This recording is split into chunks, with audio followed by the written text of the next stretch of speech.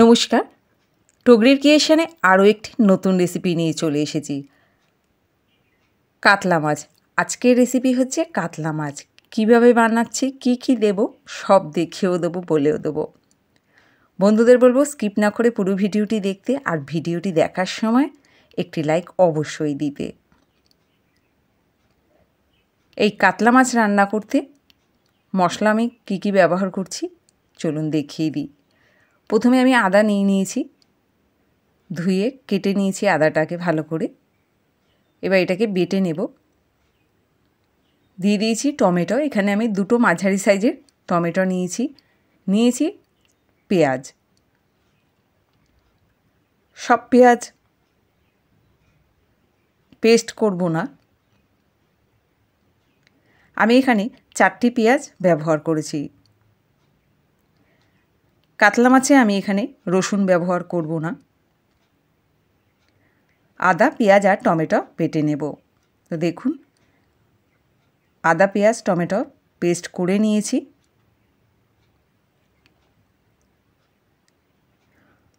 অসাধারণ এই কাতলা মাছের রেসিপিটি। বন্ধুদের বলবো যদি এইভাবে বাড়িতে না বানিয়ে থাকেন তাহলে অবশ্যই রেসিপিটি দেখবেন,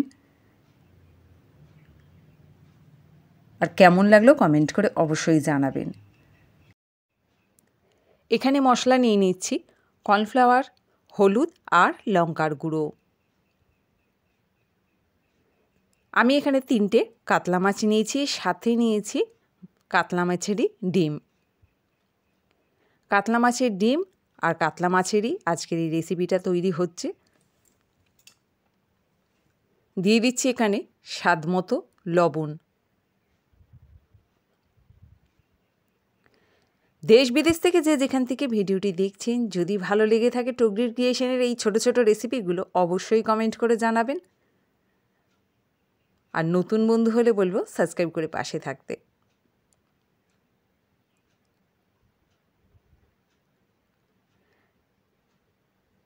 এবারে আমি ডিমগুলোকে কেটে নেব।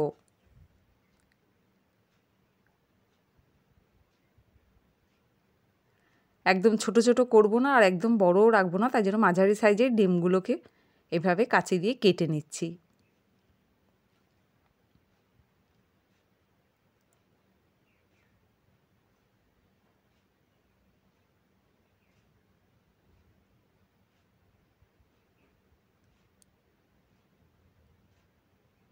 এত সুন্দর একটি রেসিপি এভাবে কখনো বানিয়েছেন কি না জানি না।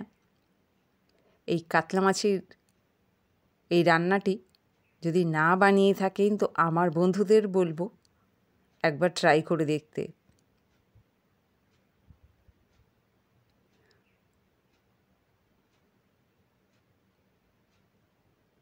মাছ আর ডিমের মধ্যে এবারে লবণ, হলুদ, লঙ্কার গুঁড়ো আর কর্নফ্লাওয়ার মাখিয়ে নেব। হলুদ, লঙ্কার গুঁড়ো আর লবণটি শুধু মাছের মধ্যেই মাখিয়ে নেব, মাছগুলোতে।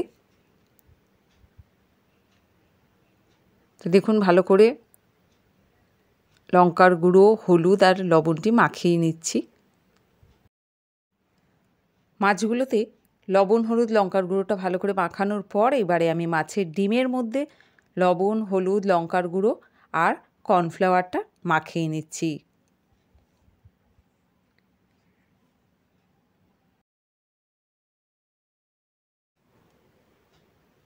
সমস্ত মাছের ডিমগুলোকে মাখিয়ে নিচ্ছি।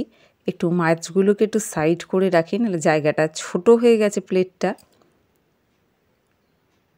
এভাবে সমস্ত মাছের ডিমগুলোকে লবণ, হলুদ, লঙ্কার গুঁড়ো আর কর্নফ্লাওয়ার দিয়ে মাখিয়ে নিয়েছি। চলুন এবার এটাকে রেখে 10 মিনিট পর রান্না করব। যতক্ষণ মাছটাকে লবণ মাখিয়ে রাখা যায়। তো দেখুন, আমি 10 মিনিট পর রান্নাঘরে চলে এসেছি। কড়াই বসিয়ে দিয়েছি গ্যাসের, সাথে সর্ষের তেল নিয়ে নিয়েছি প্রয়োজন মতো। তেলটিকে এবার ভালো করে গরম করব। তেলটি যখন ভালো মতো গরম হয়ে যাবে আমি একটা বাটিতে নামিয়ে নেব সর্ষের তেলটাকে। ওই কড়াইটাই আবার গ্যাসে বসিয়ে দিচ্ছি।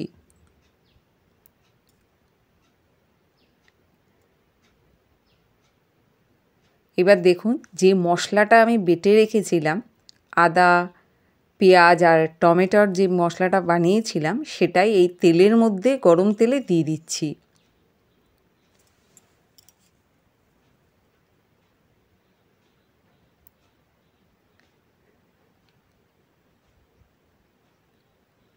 সমস্ত মশলা গরম তেলের মধ্যে দিয়ে চামচ দিয়ে নাড়িয়ে নেব। তেলটা যতক্ষণ গরম থাকবে তার মধ্যে এই মশলাটাকে দিয়ে নাড়িয়ে নিতে হবে ভালো করে। আর ভালো করে সর্ষের তেলটাকে কড়াইতে ফুটিয়ে তারপরে বাটিতে ঢেলে নিতে হবে। এরপর দিয়ে দিচ্ছি একে একে বাকি মশলাগুলো। প্রথমে দিয়ে দিলাম ধনিয়া গুঁড়ো, এরপর দিয়ে দেবো জিরা গুঁড়ো,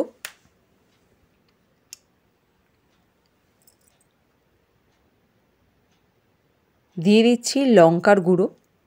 লঙ্কার গুঁড়োটা যতটা প্রয়োজন হবে সেই বুঝেই দিতে হবে। দিয়ে দিচ্ছি হলুদের গুঁড়ো।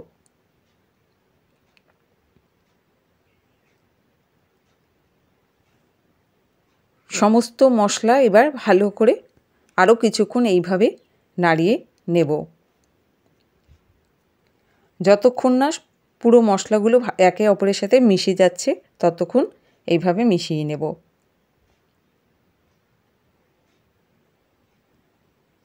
এটাকে এবারে রেখে দিই, তার মধ্যে মাছের ডিমটাকে ভেজে নিই।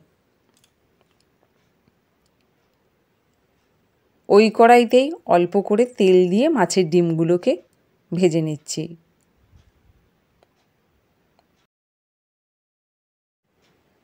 একটা সাইড ভাজা হয়ে গেলে আরও একটা সাইড মাছের ডিমের ভেজে নেব। কাতলা মাছের এই রেসিপিটি তৈরি করতে একটু হাতে সময় নিয়েই করতে হবে।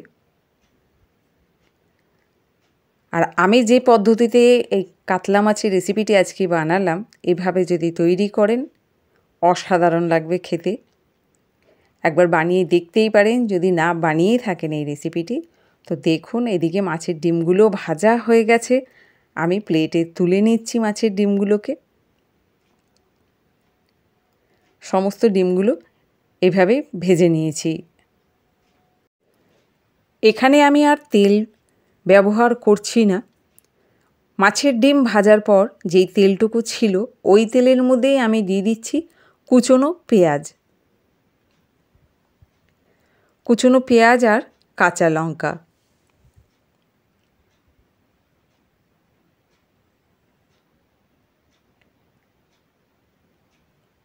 পেঁয়াজটিকে এবারে ভেজে নেব।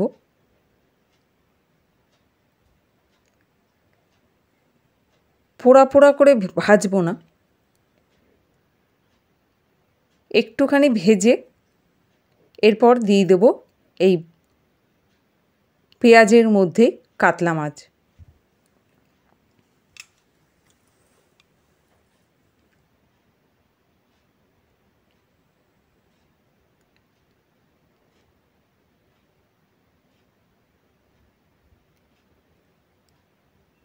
মাছগুলো আমি ভাজবো না, কাঁচা মাছ রয়েছে পেঁয়াজের মধ্যে, এভাবেই আমি মাছটাকে শুধু নাড়াবো।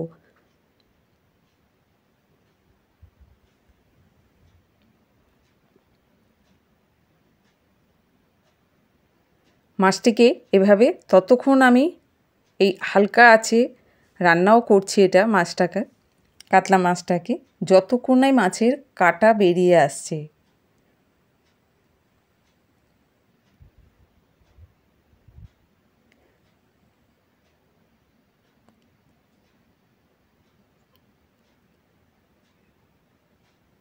নিচে পেঁয়াজ, উপরে তার উপরও পেঁয়াজ দিয়ে দিয়ে আমি মাছটাকে ভাজছি। এই দেখুন কেমন কাঁটা বেরিয়ে এসেছে কাতলা মাছের, এভাবেই কাঁটাগুলো বেরিয়ে আসবে।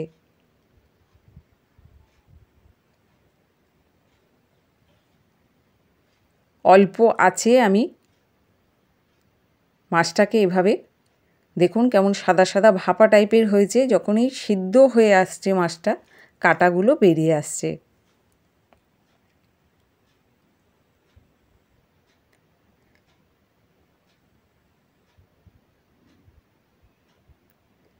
এভাবেই আমি সমস্ত কাঁটাগুলোকে বার করে নেব। আর পেঁয়াজের সাথে মাছটাকে এভাবেই ভাপিয়ে নেব। 2 থেকে 3 মিনিট পেঁয়াজের সাথে যখন কাতলা মাছটিকে ভাজবেন, ভাপার মতো যখন হয়ে যাবে, তারপরে দিয়ে দেব মশলাটিকে। এরপর আমি এর মধ্যে দিয়ে দেব স্বাদ মতো লবণ। তেল মেশানো যে মশলাটি প্রথমেই আমি তৈরি করলাম, সেই মশলাটি এবারে এই মাছের উপরে দিয়ে দিলাম এরপরে স্বাদ মতো লবণ, আর একটু দিয়ে দেব প্রয়োজন মতো জল।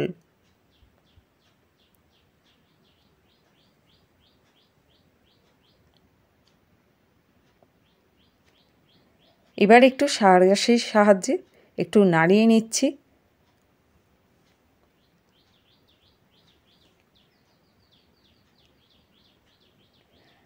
যাতে জলটা পুরোপুরি ভিতরে পেঁয়াজের দিকেও চলে যায়।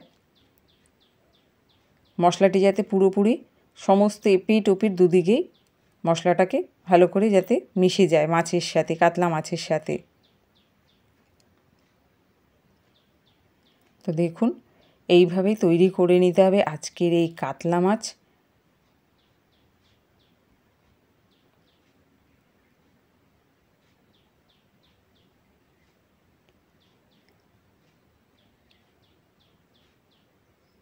অল্প আঁচে আমি খানিকক্ষণ এভাবে খুন্তি দিয়ে পুরো মাছগুলোতে যাতে মশলাটি লেগে যায় সেভাবে খুন্তি দিয়ে করে দিতে হবে। তারপরে আমি দিয়ে দিচ্ছি মাছের ডিমগুলোকে।